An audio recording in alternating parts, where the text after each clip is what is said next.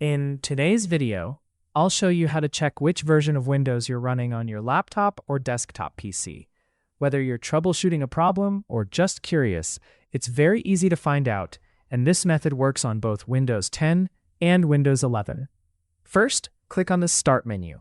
In the search box, type WinVer. From the search results, click on WinVer or press Enter. A small window will appear showing information about your Windows installation. Here, you'll see the version of Windows you're running, along with the OS build number. You'll also be able to see your Windows edition, such as Windows 11 Pro, Windows 11 Home, or Windows 10 Pro. This information can be useful when troubleshooting issues, installing software, or checking compatibility requirements. And that's it. You've successfully checked your Windows version and build number.